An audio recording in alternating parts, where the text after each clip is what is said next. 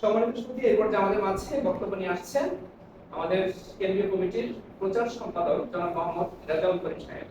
এখন বক্তব্য নিয়ে আসছেন জনাব মোহাম্মদ রেজাউল করিম।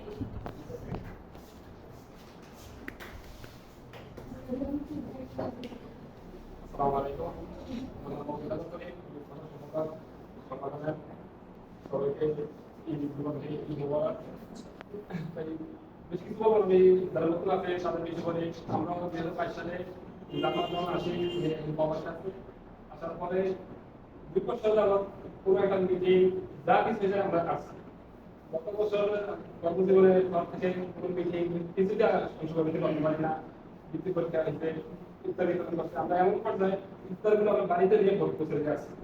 যারা নতুন আসছেন আপনাদের একটাই অনুরোধ, আমরা তো যারা আমাদের সংগঠনের এমন যাতে কথা জানেন ওই 6 উপাধি পুরোনো এমন করছে এই কথা যাতে আমাদের সভাপতি সাহেবের না আসে না আসতে পারে আপনাদের কাছে এই অনুরোধ আমরা করব।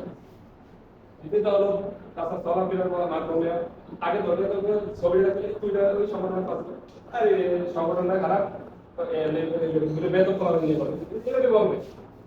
দেশ থেকে আমি তো 2019 সাল থেকে আপনার সংগঠনের সাথে আছি।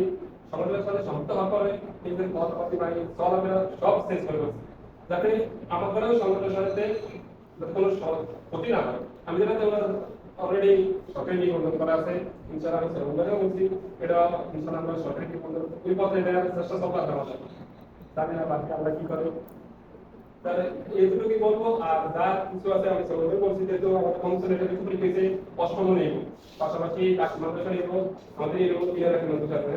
তারপরে নুরা নিয়ে কিছু নুরা নিয়ে প্রত্যেকটাই সেই নিয়ে অনেক বড় অষ্টম আর পঞ্চমী রাখবে। আর যেটা আমরা অনেকগুলো ক্যাম্পেইন করছি, আর আপনারা আমাদের প্রেসিড ছিলেন আমরা সভাপতি সভাপতি, তাই আমাদের অনুরোধ নিজের মনে করে সংগঠনের মুছে নেবেন, বাকি যারা আছেন তাদেরকে সাথে কথাবার্তা বলে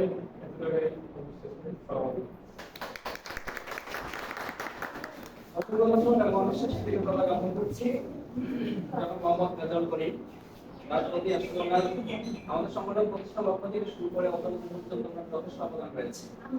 সংগঠন এই পর্যায়ে আসার পিছনে আসলে ওনার অবদান প্রশংসনীয়।